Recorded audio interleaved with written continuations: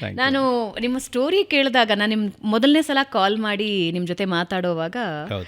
ನೀವು ಕೆಲವೊಂದು information share ಮಾಡ್ತಾ ಇದ್ರಿ. ಹೌ ವಾಸ್ ಯುವರ್ ಲೈಫ್ ಅಂತ ಈ ಹಿಂದೆ, Correct. ಹೆಂಗೆ ನಿಮ್ಮ ಜೀವನ ಹಂಬಲಿ ಶುರು ಆಯಿತು ಅಂತ. ಹೌದು. ಒಂದು ಚಾನೆಲ್ ಮುಂದೆಗಡೆ 3 ದಿನ ಕಾಯ್ತೀರಿ ನಿಮ್ದೊಂದು ಕಾನ್ಸೆಪ್ಟ್ ಹೇಳೋದಕ್ಕೆ. ಹೌದು.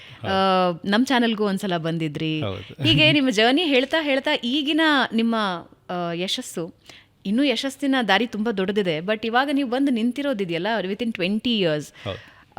ಯೂಟ್ಯೂಬಿನಲ್ಲಿ ಅರ್ನ್ ಮಾಡಬಹುದು, ಅದರಲ್ಲೂ ಯಶಸ್ಸು ಗಳಿಸಬಹುದು, ಯೂಟ್ಯೂಬರ್ ವ್ಯಾಲ್ಯೂ ಇದೆ ಅನ್ನೋದನ್ನು ತೋರಿಸ್ಕೊಟ್ಟಿದ್ದು ನಿಮ್ಮ ಹಿರಿಮೆ.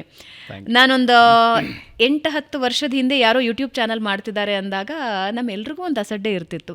ಸರ್ವೇ ಸಾಮಾನ್ಯ ಅಲ್ವಾ, ಅಸಡ್ಡೆ ಇರ್ತಿತ್ತು. ಅಯ್ಯೋ ಯೂಟ್ಯೂಬಲ್ಲಿ ಎಷ್ಟು ಗಳಿಸೋಕ್ಕಾಗತ್ತೆ, ಯಾರು ಏನೋ ಕೆಲಸ ಇಲ್ಲದೆ ಇರೋರು ಯೂಟ್ಯೂಬ್ ಮಾಡ್ತಾರೆ ಅಂತ ಅಂತಿದ್ರು. ಆದರೆ ಅಫ್ಕೋರ್ಸ್ ಪ್ರಪಂಚದಾದ್ಯಂತ, ದೇಶದಾದ್ಯಂತ, ಕರ್ನಾಟಕದಲ್ಲೂ ಕೂಡ ಬಹಳಷ್ಟು ಜನ. ಆದರೆ 2 ಗೋಲ್ಡನ್ ಬಟನ್ಗಳನ್ನ ಇಟ್ಕೊಂಡಿರೋ ಖ್ಯಾತಿ ನಿಮ್ಮದು. Thank you. ತುಂಬ ಇಂಟ್ರಡ್ಯೂಸ್ ಮಾಡಿಬಿಟ್ಟೆ. ಇದೆ ಮೊದಲನೇ ಸಲ ನಾನು ಇಷ್ಟು ಇಂಟ್ರಡ್ಯೂಸ್ ಮಾಡಿದ್ದು. ಯಾಕೆಂದರೆ ನಿಮ್ಮ ಜರ್ನಿ ನನಗೆ ಬಹಳ ಖುಷಿ ಕೊಡ್ತು, ಕೇಳಿದಾಗ ಬಹಳ ಫ್ಯಾಸಿನೇಟಿಂಗ್ ಅಂತ ಅನ್ನಿಸ್ತು. ಎಸ್, ಹೇಗಿದ್ದೀರಿ? ಸೊ ಚೆನ್ನಾಗಿದೆ ಮೇಡಮ್. ಸೊ ಬೇಸಿಕಲಿ ಅದೇ ಒಂದು ಡಿಫ್ರೆಂಟಾಗಿ ಮಾಡಬೇಕು ಅಂತಂದರೆ ಯಾರು ನಂಬಲ್ಲ. ಸೊ ನಮಗೂ ಕೂಡ ಎಷ್ಟೋ ಜನ ನೋಡಿ ನಕ್ಕೋರು ಇದ್ದಾರೆ ಆ ಟೈಮಲ್ಲಿ ಸ್ಟಾರ್ಟ್ ಮಾಡುವಾಗ. ಸೊ ಏನಪ್ಪ ಏನೋ ಚಿಕ್ಕ ಮಕ್ಕಳು ಆಟ ಆಡ್ತಿರ್ತಾನಿಲ್ಲ ಬೆಳಿಗ್ಗೆ ಅಂತಂದ್ಬಿಟ್ಟು, ಯಾಕಂದರೆ ನಾವು ಚಿಕ್ಕದಾಗಿ ಪ್ರಾಜೆಕ್ಟ್ಗಳು ಮಾಡೋರು ಆವಾಗ. ಸೊ ಬೇಸಿಕಲಿ ಅದು ದೊಡ್ಡವ್ರು ನೋಡಿದಾಗ ಅನಿಸುತ್ತದು, ಏನಪ್ಪ ಇದನ್ನು ಮಾಡ್ತಿದ್ದಾನಲ್ಲ ಅದು. ಬಟ್ ನಮ್ಗೆ ಅದ್ರ ಹಿಂದಿನ ಬ್ಯಾಕ್ಗ್ರೌಂಡ್ ನಮ್ಗೆ ಗೊತ್ತಿರುತ್ತೆ. ಈಗ ಚಿಕ್ಕದಾಗಿ ಮಾಡಿದ್ರು ಏನೋ ಒಂದು ಅದರಿಂದ ಸಂಪಾದನೆ ಮಾಡ್ಬೋದಾ ಏನು ಇಲ್ಲ ಅಂತಂದ್ಬಿಟ್ಟು. ಜೊತೆಗೆ ನೀವು ಹೇಳಿದ್ರಿ ಮುಂಚೆ ಎಲ್ಲ ಯೂಟ್ಯೂಬ್ ಮಾಡಿದ್ರೆ ಯಾರೋ ಕೆಲಸ ಇಲ್ಲದೆ ಇರೋರೇ ಮಾಡ್ತಾರೆ ಅಂತಂದ್ಬಿಟ್ಟು, ಅದು ನಿಜವಾಗ್ಲೂ ನಿಜ. ಅದು ನಮಗೂ ಸುಮಾರು ಜನ ಅಂದಿದ್ದಾರೆ, ಇವನಿಗೇನೋ ಕೆಲಸ ಇಲ್ಲೇನೋ ಅದಕ್ಕೆ ಮಾಡ್ತಾನೆ. ನನಗೂ ಈ ಎಜುಕೇಟೆಡ್ ಮುಗಿಸಿ ಬಂದಿರ್ತಾರಲ್ಲ, ಪಿ ಜಿಯಲ್ಲಿದ್ದರು ಅವರೆಲ್ಲ ಇಂಜಿನಿಯರಿಂಗ್ ಏನೋ ಮುಗಿಸಿದ್ರು ಒಂದಿಷ್ಟು, ಬಂದುಬಿಟ್ಟು ಏನು ಓದಿದೆ ಅಂತ ಕೇಳೋರು. ನಾನು ಹೇಳೋರು ಡಿಪ್ಲೊಮೊ ಆಗಿದೆ, ಬಟ್ ಇನ್ಕಂಪ್ಲೀಟೆಡ್ ಆಗಿತ್ತಲ್ಲ ನಂದು. ಬಟ್ ನಾನು ಸುಮ್ಮನೆ ಡಿಪ್ಲೊಮೊ ಆಗಿದೆ ನಾನು. ಈ ಡಿಪ್ಲೊಮೊ ಓದಿದ್ದು ಬಿಟ್ಬಿಟ್ಟು, ಇಲ್ಲ ಕೆಲ್ಸಕ್ಕೆ ಒಳ್ಳೆ ಕೆಲ್ಸಕ್ಕೆ ಹೋಗೋದು ಬಿಟ್ಬಿಟ್ಟು ಇದನ್ನ್ಯಾಕೆ ಮಾಡ್ತಿದ್ದೆ ಅಂತನೋರು. ಬಟ್ ಅವಾಗೆಲ್ಲ ನಾನು ತಲೆ ಕೆಡಿಸ್ಕೊಳ್ಳಿ, ನನ್ನ ಹಿಂದ್ಗಡೆ ಏನು ಬರ್ತಿತ್ತು ಅಂತ ನನಗೆ ಗೊತ್ತಿತ್ತು, ಯಾರಿಗೂ ಹೇಳ್ತಿರ್ತಿರಲಿಲ್ಲ. ಸೊ ಹೀಗೆ ಒಳಗಡೆ ಹೋಗಿ ನಮ್ಮ ಬೆಡ್ ಪಕ್ಕದಲ್ಲಿರೋ ಒಬ್ಬರನ್ನ ಫ್ರೆಂಡಿಗೆ ಹೇಳಿದಂತ, ಇವನು ಯಾರೋ ಇವನು ಕೆಲಸಕ್ಕೆ ಹೋಗಲ್ಲ, ಇಲ್ಲೇ ಏನೋ ಮಾಡ್ಕೊಂಡು ಕೂತಿರ್ತಾನೆ ಅಂತಂದ್ಬಿಟ್ಟು.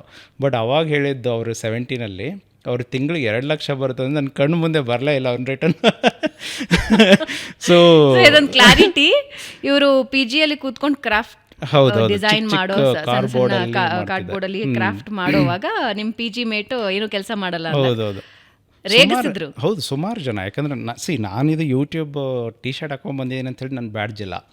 ನಾನಿವತ್ತಿಗೆ ಬ್ಯಾಡ್ಜ್ ಹಾಕಿ ಶುರು ಮಾಡಿಬಿಟ್ಟು 10 ವರ್ಷದ ಮೇಲೆ ಆಯಿತು. ಯಾವಾಗಲೂ ಪ್ರತಿದಿನ ವಿತೌಟ್ ಬ್ಯಾಡ್ಜ್ ಇಲ್ಲದೆ ನಾನು ಓಡಾಡ್ದೇ ಇಲ್ಲ.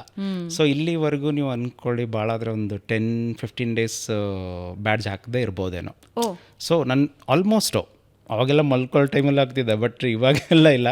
ಅದು ಬ್ಯಾಡ್ಜ್ ನೋಡಿಬಿಟ್ಟು ಒಬ್ಬರು ಹಂಗೆ ಕೇಳಿದ್ದು, ಏನಕ್ಕೆ ಯಾವಾಗಲೂ ಬ್ಯಾಡ್ಜ್ ಹಾಕ್ಕೊಳ್ತೀಯ ನೀನು ಅಂತಂದ್ಬಿಟ್ಟು. ಏನು ಬ್ಯಾಡ್ಜ್ ಅದು? YouTube badge. ನಾನು ಯೂಸ್ಲಿ ಹಾಕ್ಕೊಳ್ತಿರ್ತೀನಿ ನಾನು. ಸೊ ಅವ್ರು ಬಂದುಬಿಟ್ಟು ಏನಿದು ಏನಕ್ಕೆ ಹಾಕ್ಕೊಳ್ತೀಯ ಯಾವಾಗಲೂ ಅಂತಂದ. ಬಟ್ ನನಗೆ ಏನು ಅದರಿಂದ ಬೆನಿಫಿಟ್ ಅಂತ ನನಗೆ ಗೊತ್ತಿರುತ್ತೆ, ಬೇರೆಯವ್ರಿಗೆ ಗೊತ್ತಿರಲ್ಲ. ಈಗ ಸುಮಾರು ಜನ ನನ್ನ ಕಾರ್ ನೋಡಿದವ್ರು ಬೈತಿರ್ತಾರೆ, ಏನು ಇವನು BMW ಈ ಥರ ಜಾತ್ರೆ ಮಾಡಿದ್ದಾನೆ ಅಂತಂತಿರ್ತಾರೆ. ಬಟ್ ಅದರಿಂದನೇ ನಾನು ನೋಟೆಡ್ ಆಗಿರೋದು. BMW ಕಾರ್ ಅನ್ನೋದು ಎಲ್ಲರ ಹತ್ರನೂ ಇರುತ್ತೆ, ಬಟ್ ನಿಮ್ಮ ಕಾರು ಗ್ಲೋಬಲಲ್ಲೇ ಡಿಫ್ರೆಂಟ್ ಅನ್ನೋದು ಒಂದು ಏನಾದರೂ ಇರಬೇಕಲ್ಲ. ಈಗ ನನ್ನ ಕಾರ್ ಸ್ಟಿಕ್ಕರಿಂಗ್ ನೋಡಿದ್ರೆ ಗ್ಲೋಬಲಲ್ಲಿ ಎಲ್ಲಿ ಇಲ್ಲ ಆ ಥರದ್ದು. ಈಗ ಯೂಟ್ಯೂಬಿಂದ ಕೋಟಿ ಅರ್ನ್ ಮಾಡಿದವರು ಇದ್ದಾರೆ, ಒಂದು ಲೋಗೋ ಎಲ್ಲಿ ಹಾಕಿರಲ್ಲ, ಸ್ಟಿಕ್ಕರ್ ಇರಲ್ಲ.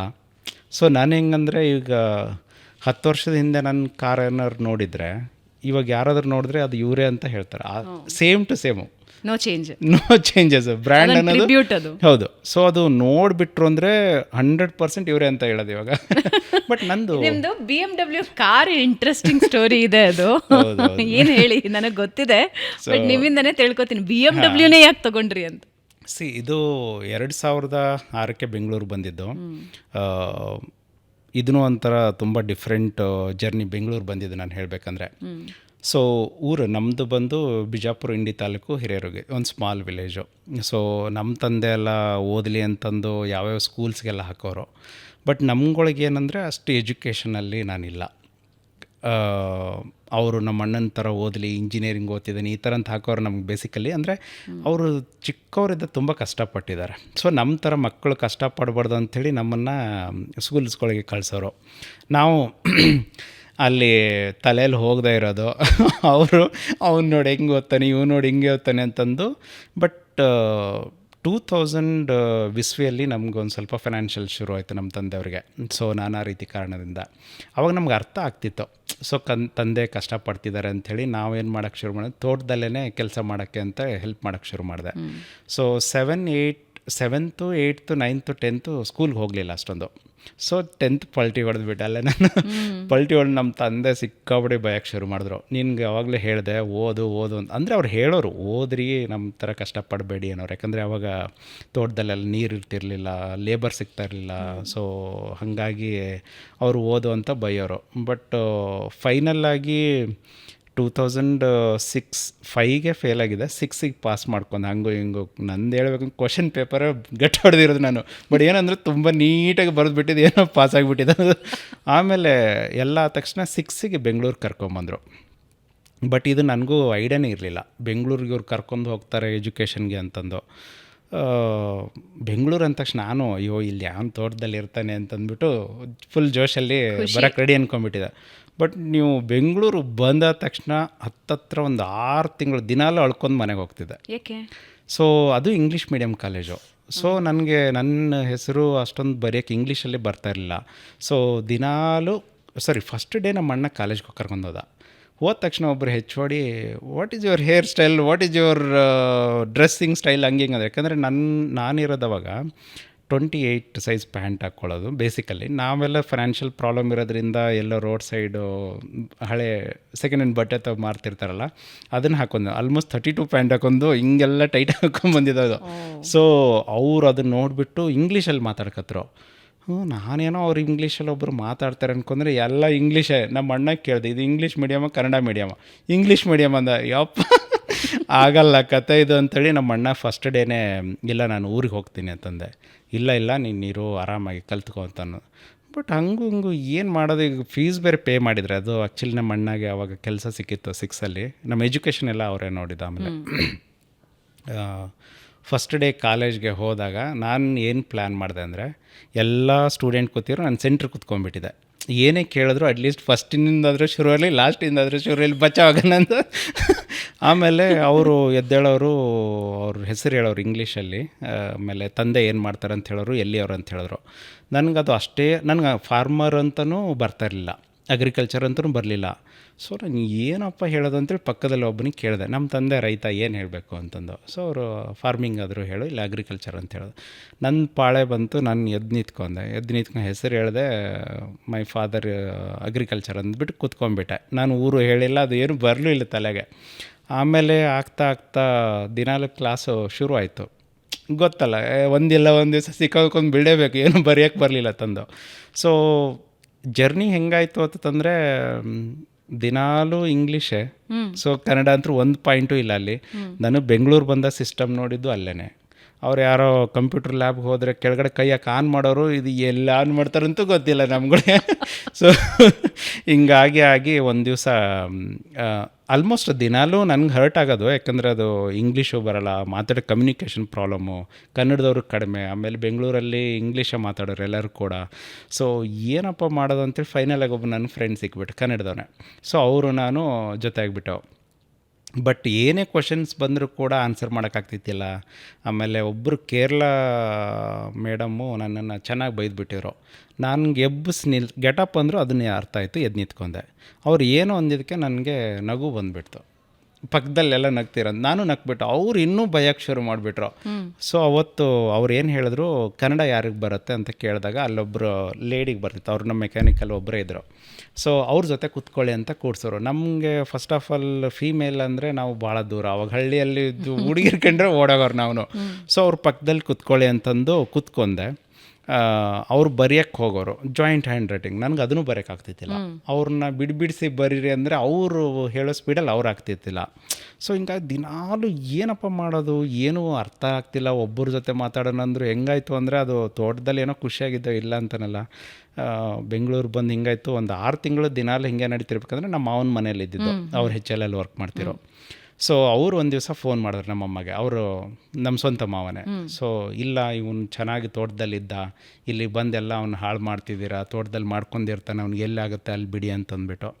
ಆಮೇಲೆ ನಮ್ಮ ಮಾವ ಹೇಳಿದಾರೆ ಅಂಥೇಳಿ ಅವ್ರು ಕರ್ಕೊಂಡು ಹೋಗೋಣಂತ ಡಿಸೈಡ್ ಮಾಡಿದ್ರು.